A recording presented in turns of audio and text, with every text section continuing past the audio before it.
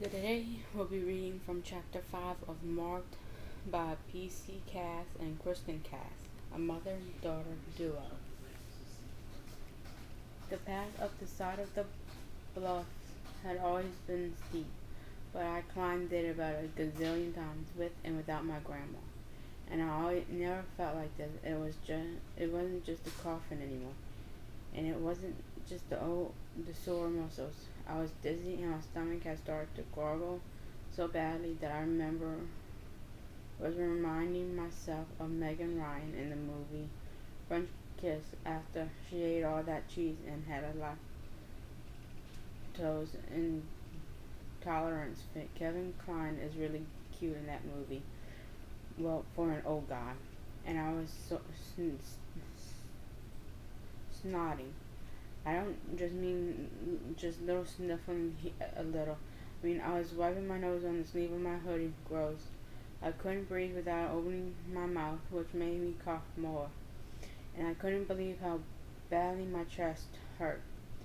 I tried to remember what it was that officially killed the kids who didn't complete the change into vampires.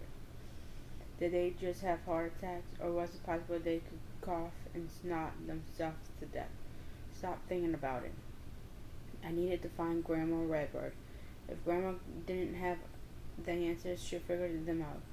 Grandma Redbird understood people. She said it was because she hadn't lost touch with her Cherokee heritage and the tribal knowledge of the ancestral wise women she carried in her blood.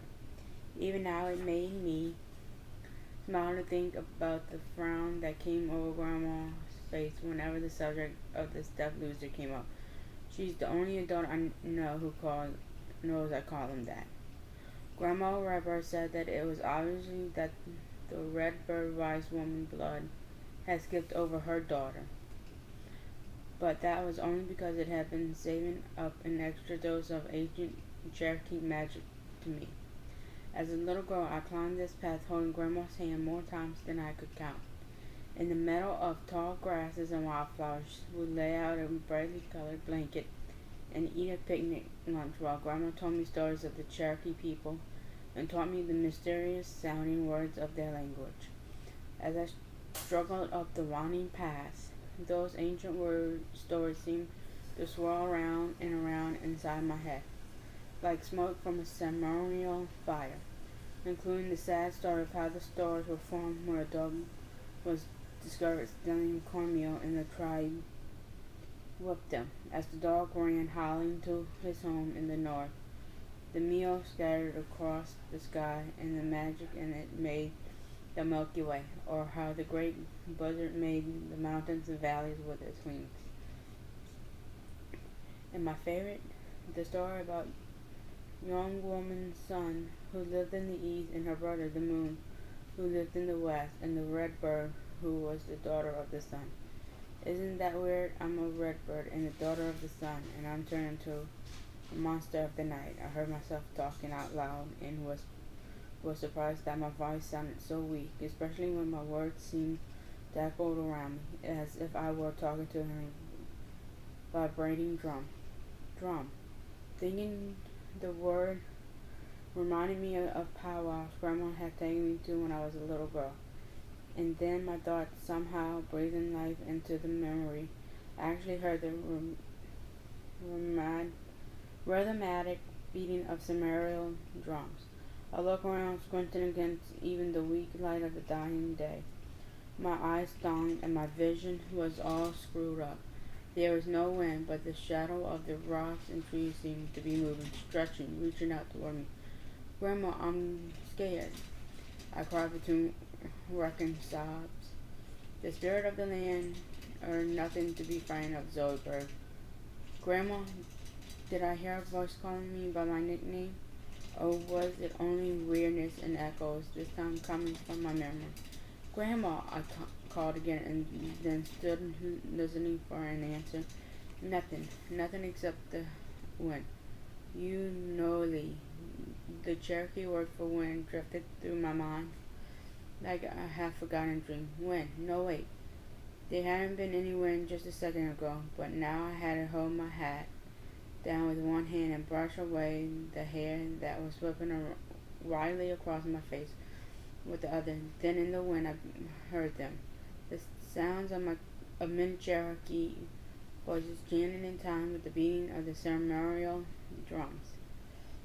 Through a veil of hair and tears I saw smoke. The nutty sweet scent of pine wood filled my mouth, and I tasted the campfires of my ancestors. I gasped, fighting to catch my breath. That's when I felt them. They were all around me, almost visible shapes shifting like the heat waves lifting from a blacktop road in summer. I could feel them press against me as they twirled and moved with grace and carroted steps around and around the shadowy figures of a Cherokee fight. Join us, Uwitasa Gia. Join us, daughter. Cherokee ghost, drowning in my own lungs. The fight with my parents, my old life gone. It was all too much. I ran. I guess what they taught us in biology about adrenaline taking over during the whole fight or flight thing is true, because even though my chest felt like it was going to explode and it seemed as if I was trying to breathe underwater, I ran up the last and steepest part of the trail like they opened up all the stores at the mall. Opened up all the stores at the mall and they were giving away free shoes. Grasping for breath, I stumbled up the path higher and higher, fighting to get away from the frightening spirits that hovered around me like fog. But instead of leaving them behind, I seemed I was running further into their world of smoke and shadows. Was I dying? Was this what happens? Was that why I could see ghosts? Where's the white light? Completely panicked, I rushed forward, throwing my arms out wildly as if I could hold off the terror that was chasing me. I didn't see the root that broke through the hard ground of the path. Completely disorientated, I tried to catch myself, but all of my reflexes were off. I fell hard. The pain in my head was sharp, but it lasted only an instant before blackness swallowed me. Waking up was weird. I expected my body to hurt, especially my head and my chest. But instead of pain, I felt fine. Actually, I felt better than fine. I wasn't coughing. My arms and legs were amazingly light, tingling and warm, like I had just slipped into a bubbly hot tub on a cold night, Surprise made me open my eyes. I was staring up at a light which miraculously didn't hurt my eyes. Instead of the glaring light of the sun, this was more like a soft rain of candlelight filtering down from above. I sat up and realized I was wrong. The light wasn't coming down. I was moving up toward it. I was going to heaven. Well, that shocked some people. I couldn't stand to see my body, I or it or whatever was lying scarily close to the edge of the bluff. My body was very still. My forehead had been cut and it was bleeding badly. The blood dripped steadily into a gash in a rocky ground, making a trail of red tears that fell into the heart of the cliff. It was incredibly weird to look down on myself. I wasn't scared, but I should be, shouldn't I? Didn't this mean I was dead? Maybe I'd be able to see the Cherokee ghost better now. Even that thought didn't scare me. Actually, instead of being afraid, it was more like I was an observer, as if none of this could really hurt me. Kind of like those girls who have sex with someone they think they're not going to get pregnant, a really nasty STD that eats your brain and stuff. Well, we'll see in 10 years, won't we? I enjoyed the way the world looked, sparkling and new, but it was my body that kept drawing my attention. I floated closer to it. I was breathing in short, shallow pants. Well, my body was breathing like that, but not that I was me. Talk about confusion pronoun usage. And I, she, didn't look good. I, she, was all pale and her lips were blue. Hey, white face, blue lips, and red blood. Am I pale?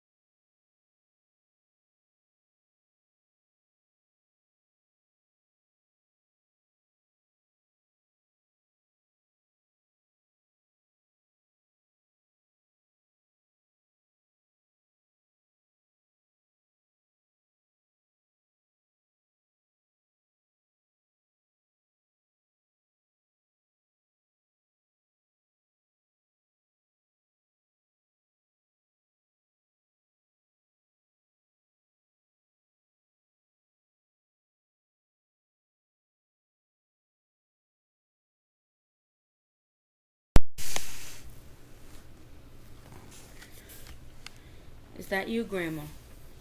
Come to me. The silver mix with the purple of my visible voice, turning the words that glistening color of lavender blossom. It was an omen, a sign. Somehow, like the spirit guides the Cherokee people have believed in for centuries. Grandma Redbird was telling me that I had to go down into the rock without any other hesitation. I flung my spirit forward and down into the crevice, following the trail of my blood and the silvery silver memory of my grandma whispered until I came to the smooth floor of a cave-like room. In the middle of the room, a small stream of water bubbled, giving off twinkling shards of visible sound, bright and glass-colored. Mixed with the scarlet drops of my blood, it lit up the cave with the flickering light that was the color of dry leaves. I wanted to sit next to the bubbling water and let my fingers touch the air around it and play in the texture of its music, but the voice called to me again. Zoe Redbird, follow me to your destiny. So I followed the stream and the woman's call. The cave narrowed until it was a round tunnel. It carved and curled around and around in a gentle spiral, ending abruptly at a wall that was covered with cave symbols that looked familiar and alien at the same time. Confused, I watched the stream pour down into a crack in the wall and disappear. What now? Was I supposed to follow it? I looked back down the tunnel. Nothing there except the instant light. I turned to the wall and felt a jolt of electric shock. Whoa. There was a woman sitting cross-legged in front of the wall. She was wearing a white fine dress that was beaded with the same symbols that were on the wall behind her.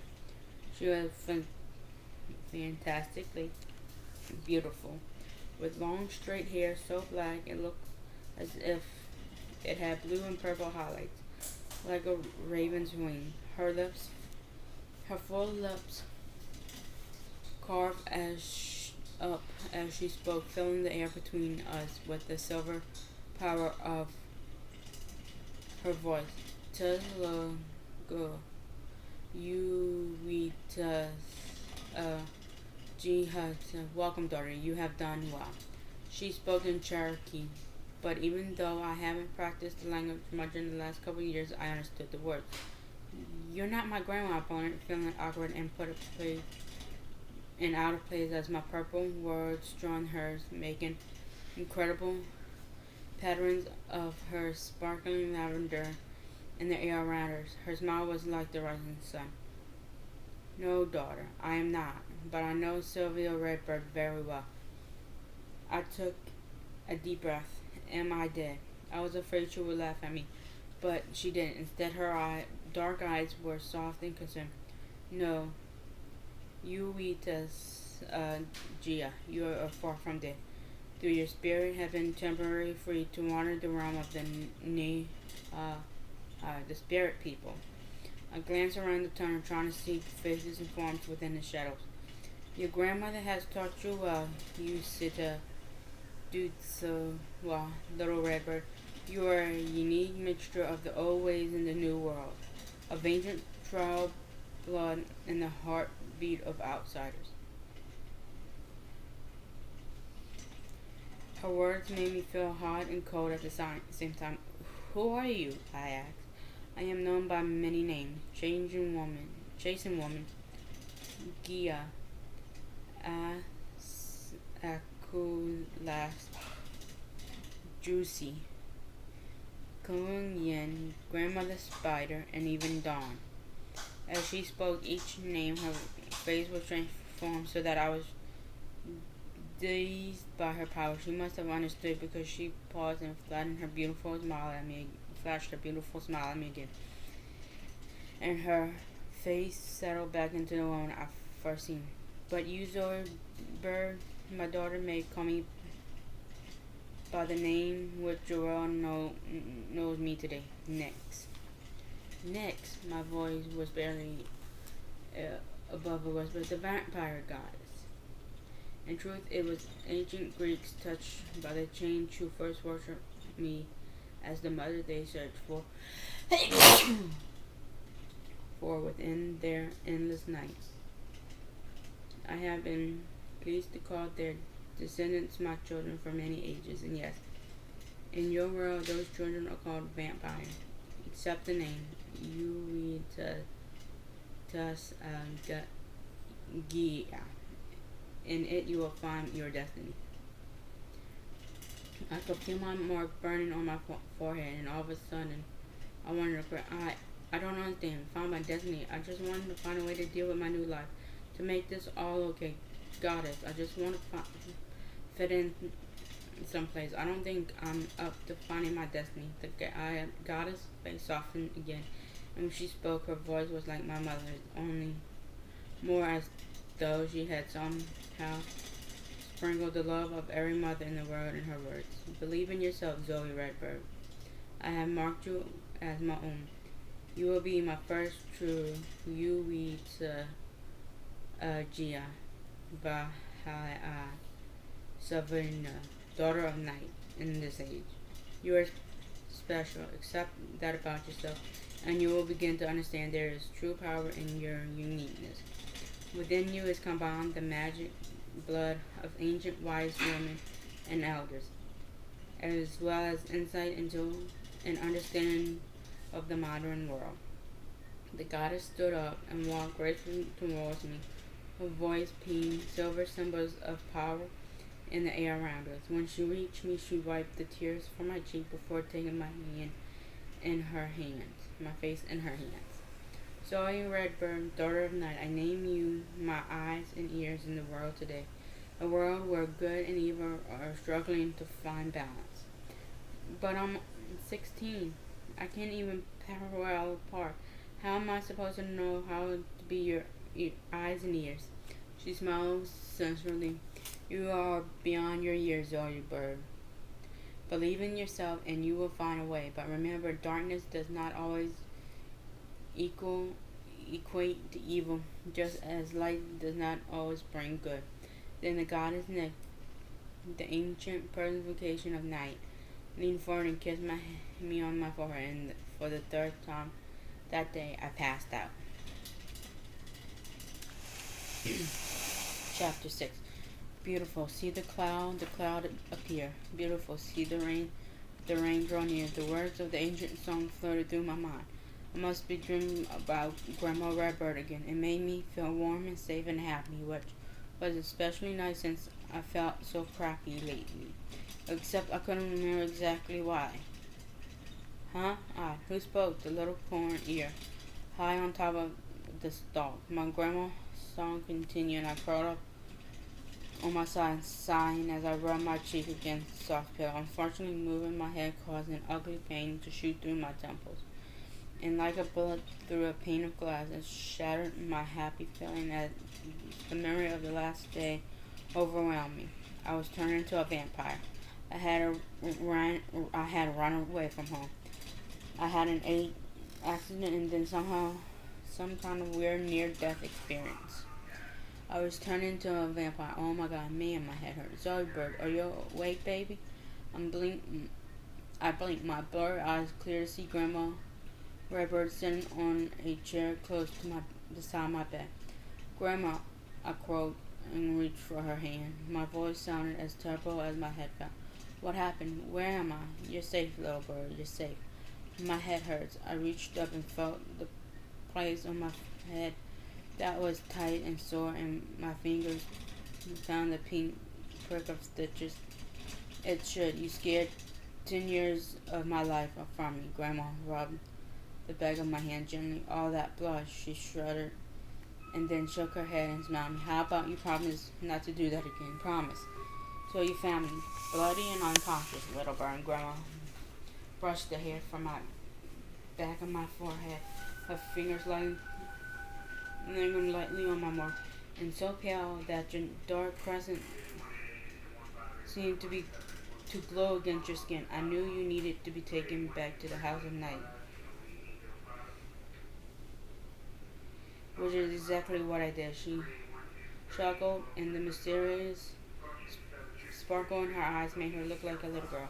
I called your mother to tell her I was returning you to the house of night, and I had to pretend that my cell phone cut out so I could hang up on her. I'm afraid she's not happy with either of us. I grinned at Grandma Redbird. Hee hee. Mom was mad at her too. But Zoe, whatever were you doing out during the daylight? And why didn't you tell me earlier that you had been marked? I struggled to sit up, grunting at the pain in my head, but thankfully it seemed I stopped coughing. Must be because I'm finally really here at the house of night. But the thought disappeared as my mind processed all of what Grandma had said. Wait, I couldn't have told you. I couldn't have told you any earlier. The tracker came to my school today and marked me. I went home first. I really hoped Mom would understand and take my side. I paused, remembering again that awful scene with my parents. In total understanding, Grandma squeezed my hand. She and John basically locked me in my room while they called our shrink and started the prayer tree. Grandma grunts. So I crawled out my window and came straight to you, I continued. I'm glad you did, Zoe Bird. But it doesn't just make any sense. I know, I said. I can't believe I got marked either. Why me? That's not what I mean, baby. I'm not surprised you were tracked and marked. The red bird blood has always held strong magic. It was only a matter of time before one of us was chosen. What I mean is that it makes no sense that you were just marked. The crescent isn't an outline. It's completely filled in. That's impossible. Look for yourself. You weed sa Gia. She used the Cherokee word for daughter. Suddenly reminded me much of a mysterious ancient goddess. Grandma searched through her purse for the antique silver compact she always carried. Without saying anything else, she handed it to me. I pushed the little clasp. It popped open to show me my reflection, the familiar stranger, that the me who wasn't quite me. Her eyes were huge and her skin was too white, but I barely noticed that it was the mark that I couldn't quit staring at. The mark was now in complete crescent moon filled in perfectly with the distinct sapphire blue of the vampire tattoo. Feeling like I was still moving through a dream, I reached up and let my fingers trace the exotic looking mark, and I seemed to feel the goddess lips against my skin again. What does it mean? I said, unable to look from the mark. We were hoping you would have an answer to that question, Zoe Redbird. Her voice was amazing.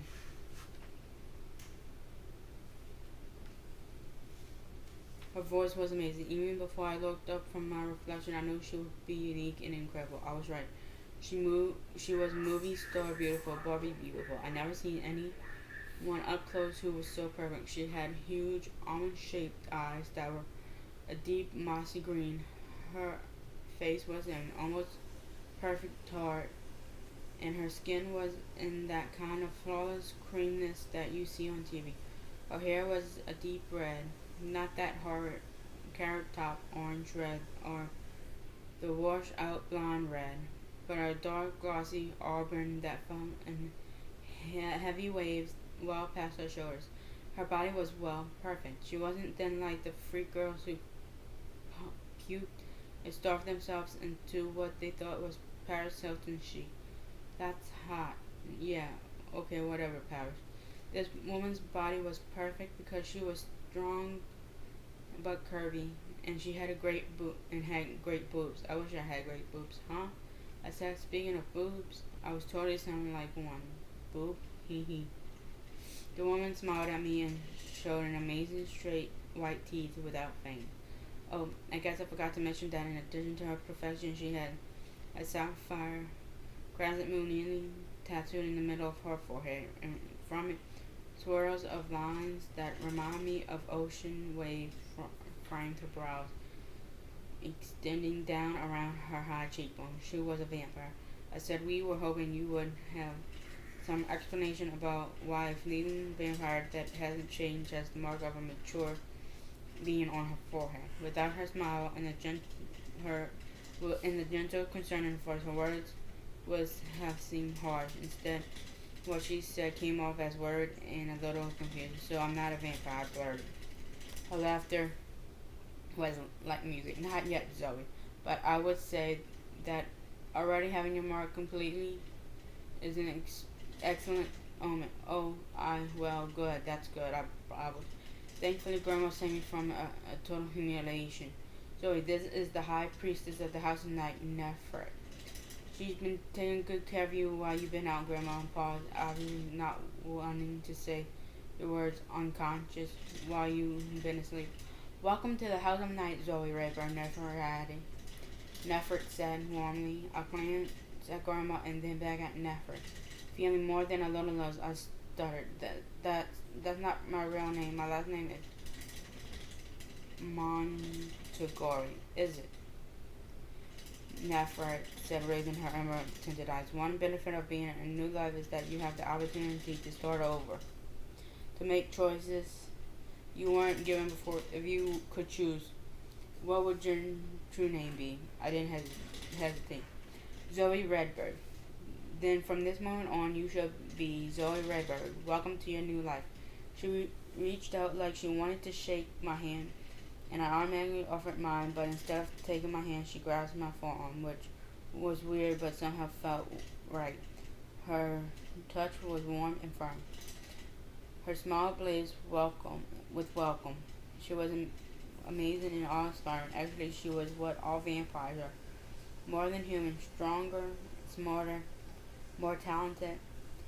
She looked like someone had turned on a blazing inner light within her, which I realize is definitely an ironic description concerning the vampire stereotype, some of which I already knew were totally true. They avoided sunlight. They mostly powerful at night. They needed to drink blood to survive. And they worshipped a goddess who is known as Night Personified.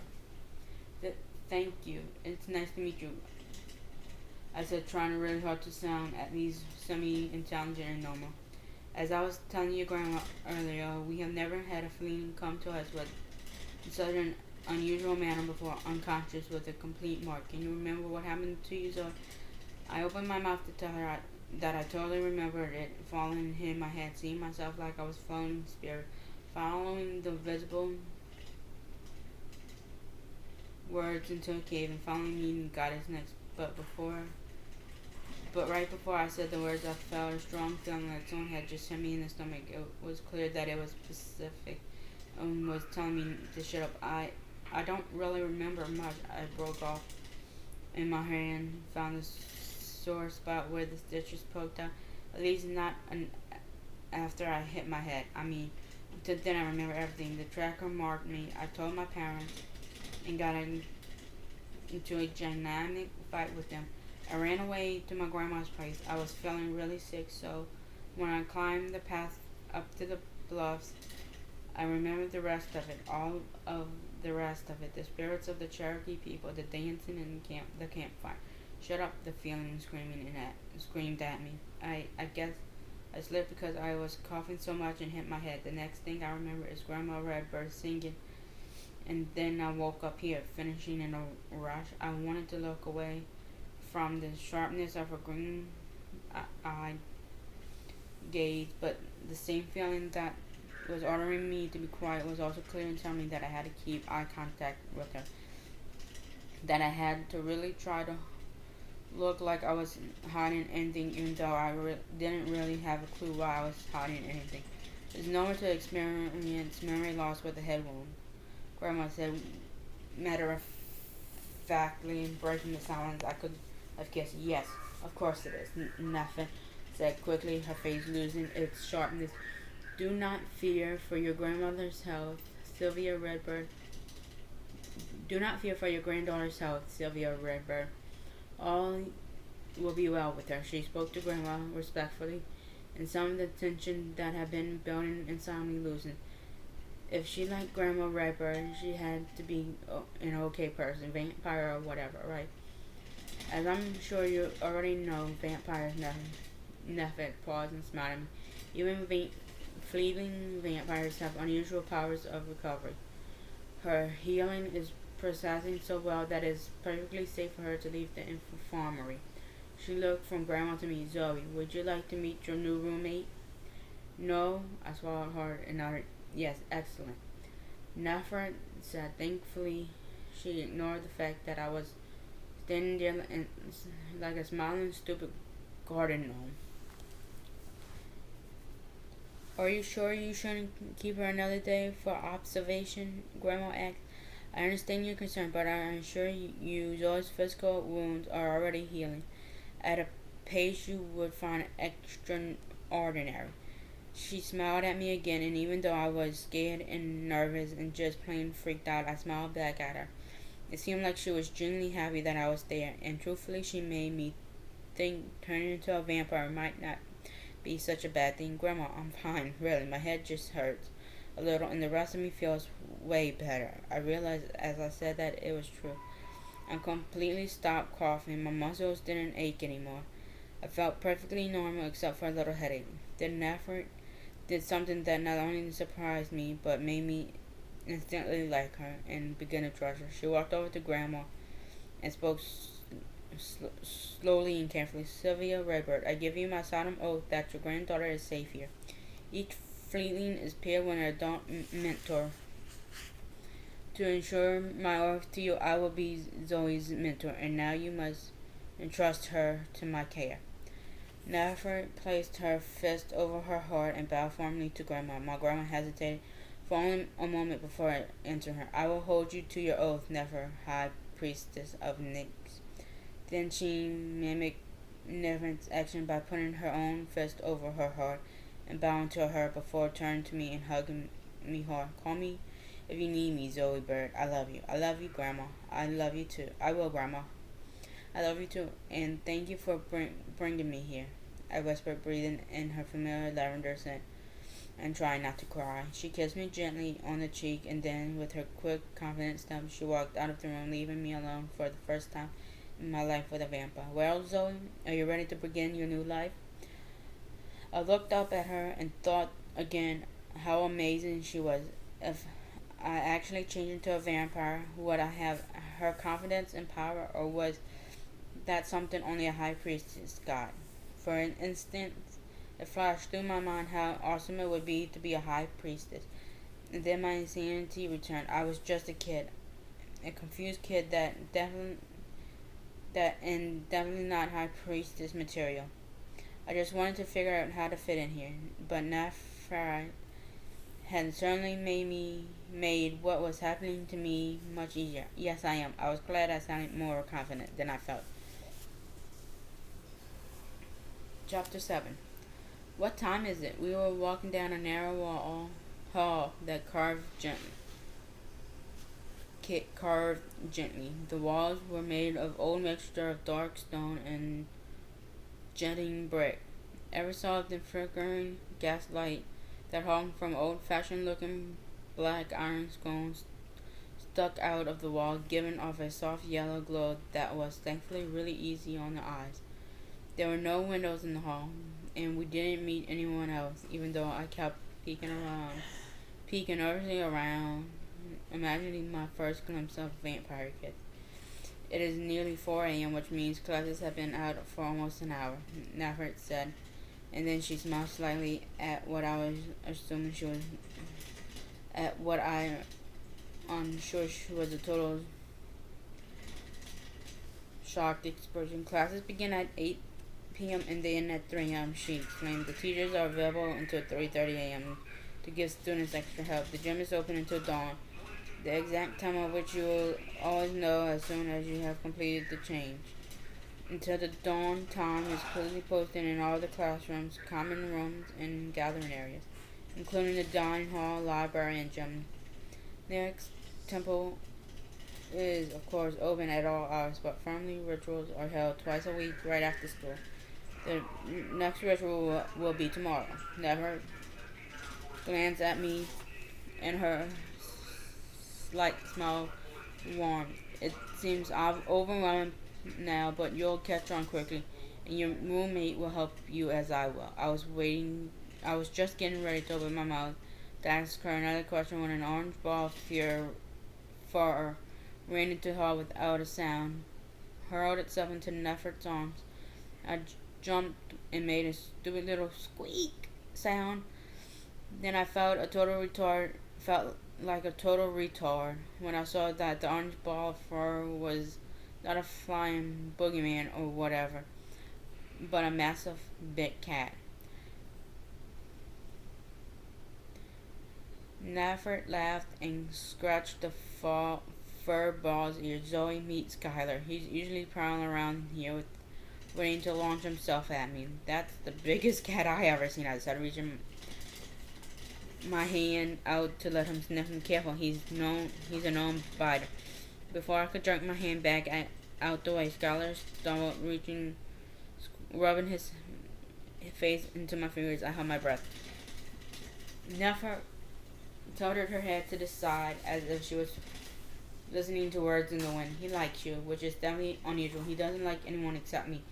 He even keeps the other cats away from this end of campus. He's really a terrible bully, she said, frowning.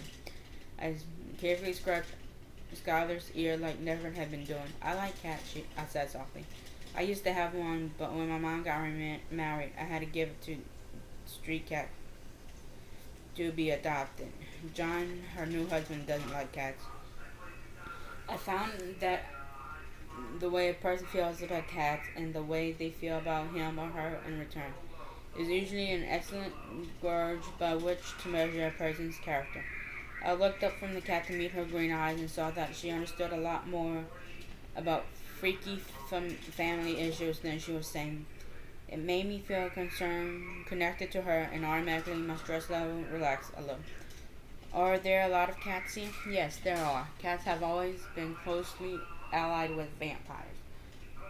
Okay, I already knew that. In world history, Mr. Shadow Dog's better known as Puff Shaddy. But don't tell him. We learned that in the past, cats have been slaughtered because it was thought they somehow turned people into vampires. Yeah, okay. Talk about ridiculous. More evidence of the stupidity of humans. The thought popped into my mind, shocked me by how easily I remember started thinking of normal people as humans and therefore something different for me.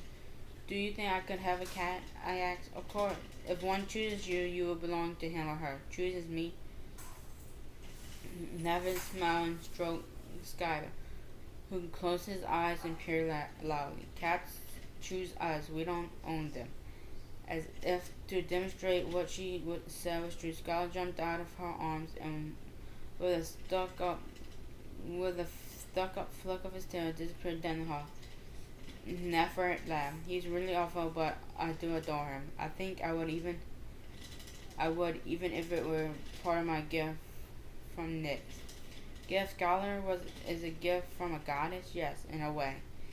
Every high priestess is given an infinity. What would you probably think of as the special powers by the goddess? It's part of the way we identify our high priestess. The infirmities can be using congregate skills like reading minds or having vision and being able to predict the future, or the affinity can be for something in the physical realm, like a special connection to one of the four elements or to animals. I have two goddess gifts, but my main affection is for cats. I have a connection with them that is unusual for a vampire. Nick has also given me unusual powers for healing, which is why I know you have healing well. My gift told me. Wow, that's amazing. Was all I could think to say. My head was already reeling from the events of the past day. Go on, let's get you to your room. I'm sure you're hungry and tired. Dinner will start in. Never cocked her head to the side as if someone was weirdly whispering the time to her in an hour. She gave me an unknowing smile. Vampires always know what time it is, too. Time it is. That's cool, too. That's my dear feeling. That, my dear feeling, is just the tip of the cool iceberg. I hope her allergy didn't have anything to do with the Titanic-sized disaster. As we continued walking down the hall, I thought about time and stuff, and remembered the question I had started to ask when Skylar interrupted my easily desired train of thought. So wait, you said you have classes at 8 at night. Okay. I'm usually not this low, but some of this was like she was speaking in a foreign language to me. I was having a hard time getting it. Once you take a moment to think about it, you'll understand the classes. Having classes at night is only logical. Of course, you must know that vampires, adults, or fleetlings don't explode or any other such fictional nonsense. It's a subject to direct, if subject to direct sunlight, but it is uncomfortable for us. Wasn't the sunlight already difficult for you to bear today? I nodded. My mana gems didn't even help much. Then I added quickly, feeling more moronic and my gems are sunglasses. Yes, Zoe. Never said kindly. I know sunglasses very well actually. Oh God, I'm sorry. I broke off wondering whether it was okay for me to say God. Would it offend never the high priestess who wore her goddess mark so proudly? How would it offend next? Oh God, what about saying hell? Hey, I found an antenna on eBay for the television. I just gotta wait to Get money? get money for it. How much is it? $8.99 plus tax. That's the kind that mounts right on the back. Okay. It was my favorite curse word ever. Okay, it was really the only curse word I use regularly. Could I still say the people of faith preach that vampires worship a false goddess and that they were mostly selfish, dark creatures who cared about nothing except money, luxury, and drinking blood, and they were all certainly going straight to hell. So wouldn't that mean should watch how and where I use Zoe? I looked up to find Never studying me with a concerned expression and realized she had probably been trying to get my attention while I've been babbling inside my head. I'm sorry, I repeated. Never stopped. She put her hands around my shoulder and turned to me so I had. Zoe, quit apologizing. Remember everyone here has been where you are. This was all new to all of us once. We know what it feels like, the fear of the change, the shock at your life being turned into something foreign, and not being able to control any of it. I added quietly. That too. It wasn't always be this bad. When you're a mature vampire, your life will seem your own. Your life will seem your own again. You will make your own choices, go on your own way, follow the path down to which your heart and soul and talents lead you. If I become a mature vampire, you will, Zoe. How can you be so sure? Never eyes found the darkened mark on my forehead. Nyx had chosen you.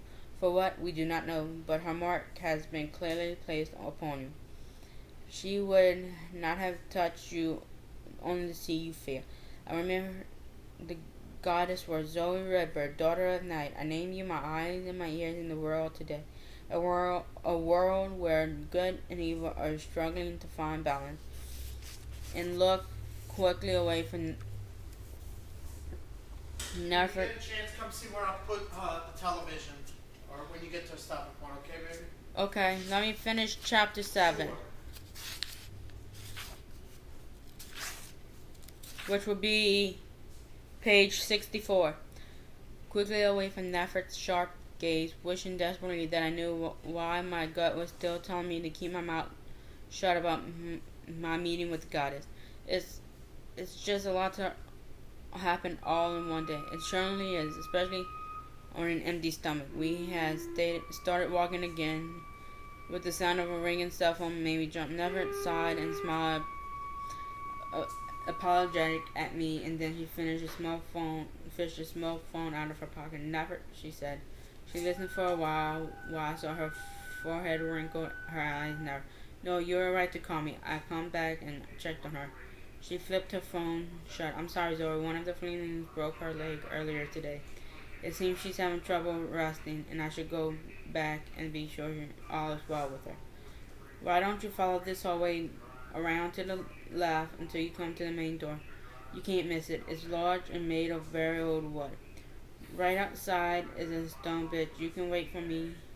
I won't be long. Okay, no problem. But before I finished speaking, Nefer had already disappeared back down the winding hallway outside. I didn't have the idea of being by myself in a place that was full of vampires and vampire kids. And now that Nafert was gone, the little flickering lights didn't seem so welcoming. They seemed weird, throwing ghostly shadows against the old stone hall.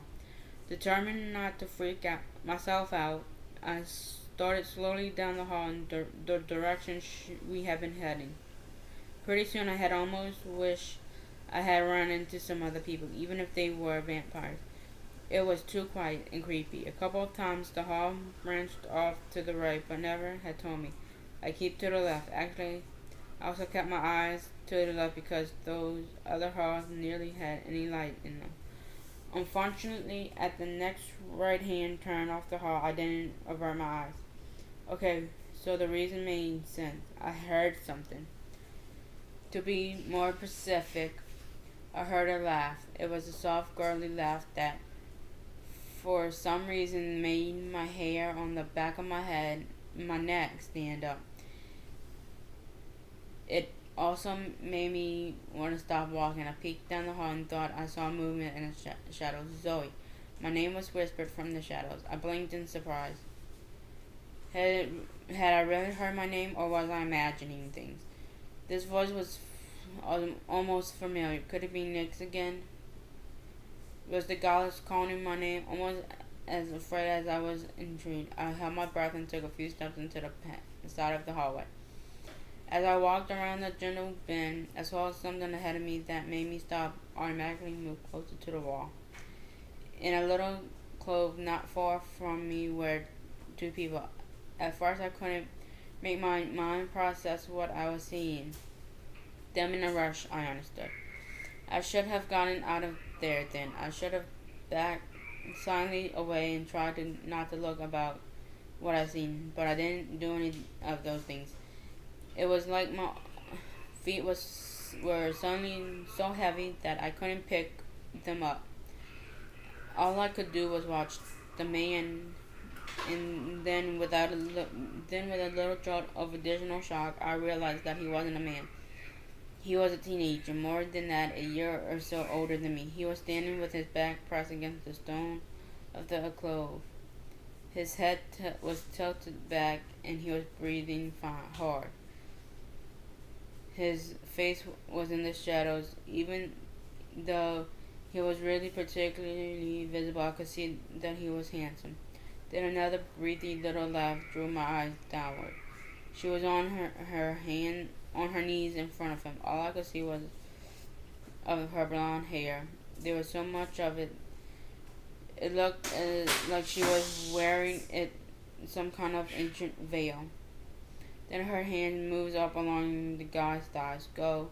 On my arm, screamed at me, get out of there. I started to take a step back. The voice, his voice made me freeze. Stop.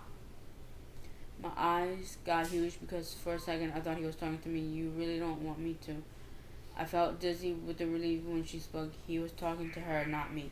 They didn't even know I was there. Yes, I do. It sounded as if he was grinding his words between his teeth. Get off your knees. You like it. You know you like it. Just like you know you still want me. Her voice was all husky and trying to be sexy, but I could also hear the whine in it.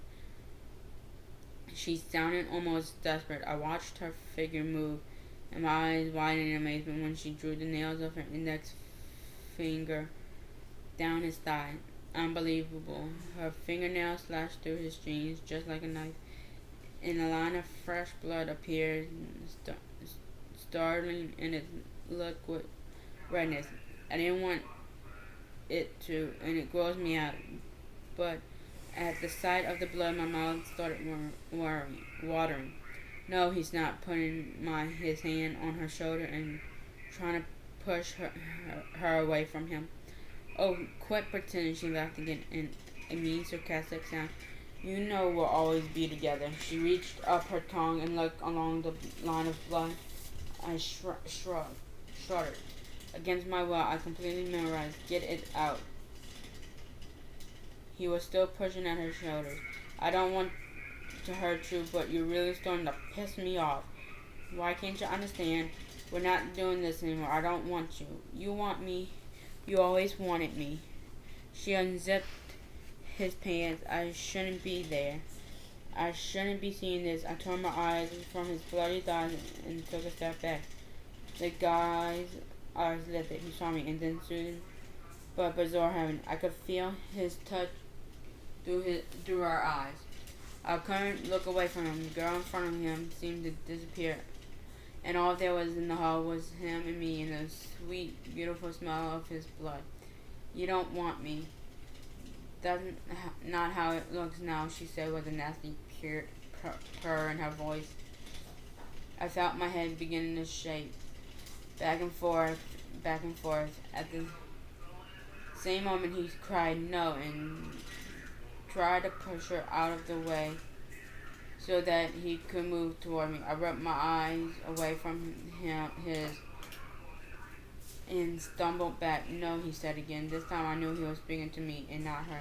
She must have realized it too, because with a cry that sounded uncomfortably like the snarl of a wild animal, she started a whirlwind. My body unfroze. At the time I turned back and ran down the hall.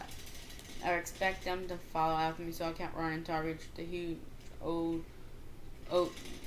old doors never had described. Then I stood there, leaning against it, there, cold wood, trying to get my breathing under control so I could listen for the sound of running feet.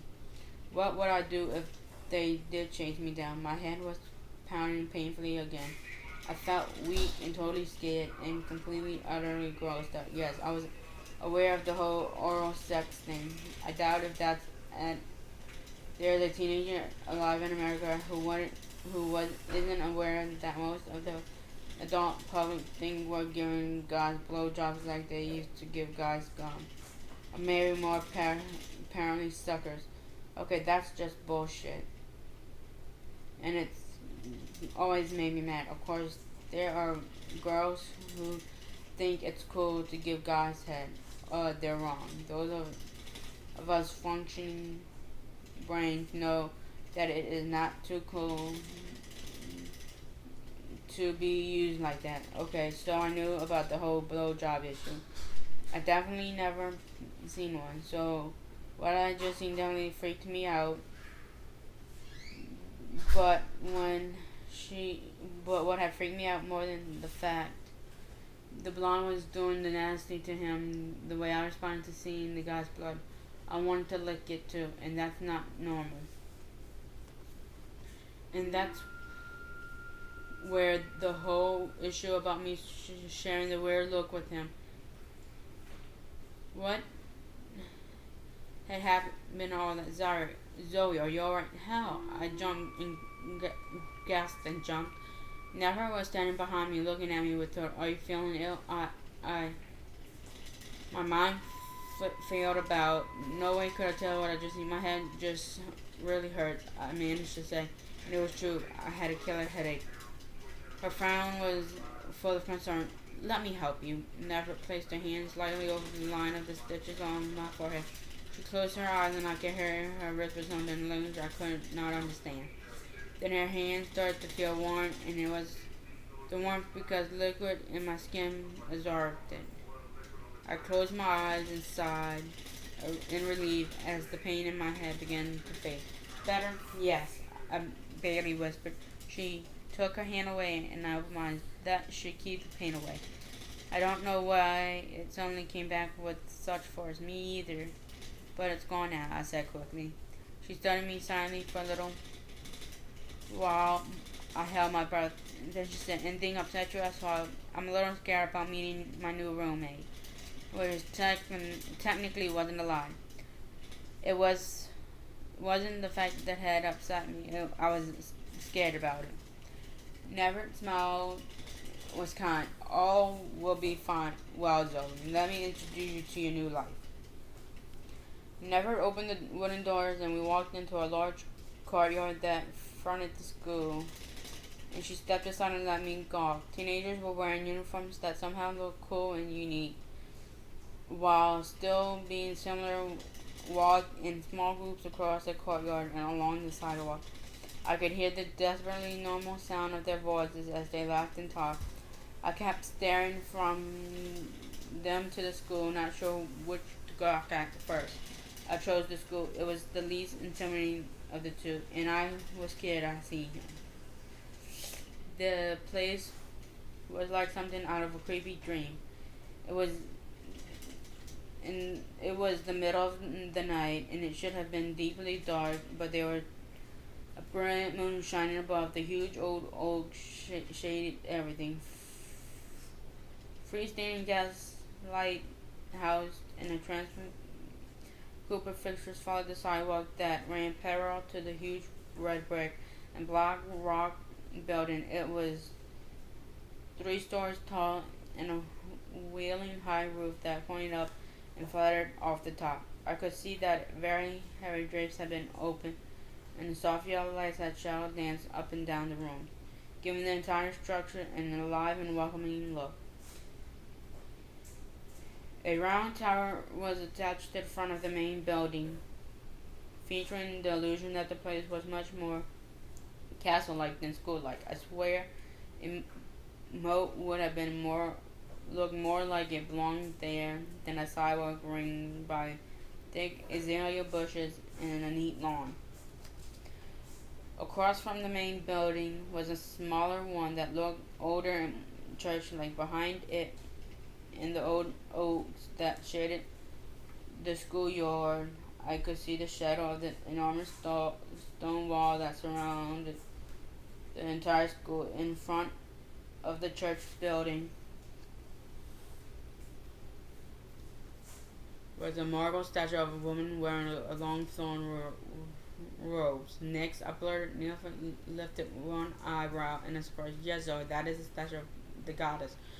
In the building behind it is her temple. She motioned for me to walk with her down the sidewalk and gestured especially at the impressive campus that stretched before us. What is known today as the House of Knight was built in Neo-France Norman style, with stones imported from Europe. It originated in mid-1920s as an Augustus Moratorium for the people of faith. Eventually, it was converted into Castle Hall, a preparatory school for affluent human teenagers. When we decided that we must open a school of our own in this part of the country, we bought it from Castle Hall, Sarah Hall, 5 years ago. I only vaguely recall the days when it had been a stuck-up private school. Actually, the only reason I ever thought about it at all was that I remember hearing the news that a whole herd of kids who went to Cedar Hall had been busted for drugs and how shocked the adults had been. Whatever. No one else had been shocked that those rich kids were majority into drugs. I'm surprised they sold it to you guys.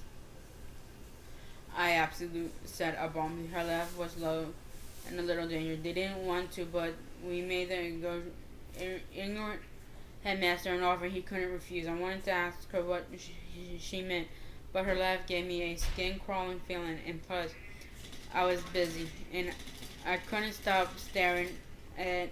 Okay, the first thing I noticed was that everyone who had a solid vampire tattoo was incredibly good looking. I mean, it was totally insane, yet I knew vampires were attractive. Everyone knew that. The most successful actors and actresses in the world were vampires. They were also dancers and musicians, authors and singers. Vampires dominated the arts, which is one reason they had so much money, and also one reason of many that people of faith considered them selfish and immoral. But really, they were just jealous that they are not as good looking. The people of faith would go see their movies, plays, concerts, buy their books, and their art. But at the same time, we talk about them and look down at them, and God knows they never ever mixed with them. Hello, can you say hypocrites? Anyway, being surrounded by so many totally gorgeous people made me want to crawl under a bench, even though many of them greeted Nefer and then smiled and said hello to me too. Between hysterical returning their hellos, I snuck looks at the kids who walked by us. Each of them nodded respectfully to Nefer. Several of them bowed formally to her and crossed their fists over their hearts, which made Nefer smile and bow slightly in response. Okay, the kids weren't as gorgeous as the adults. Sure, they were nice looking, interesting actually, with their crescent moon outlines in their uniforms that looked like more runway designs than school clothes, but they didn't have glossy, inability attractive light that radiated from inside each of the adult vampires. I didn't notice that, as I had suspected. Their uniforms had a basic lot of black in them. You think that a lot of people so up on the arts would recognize a cliche when one goes down by and borrowing cloth clothes? I'm just saying, but I suppose if I were going to be honest, I have to admit it looked good on them. The black mixed with the tiny pleats of deep purple, the dark blue, and emerald green. Each uniform had an art design, emerald and gold or silver, on either its jacket, breast, pocket, or blouse pocket. I could tell that some of the designs were the same, but I couldn't see exactly what they were. Also, there were weirdly large amount of kids with long hair.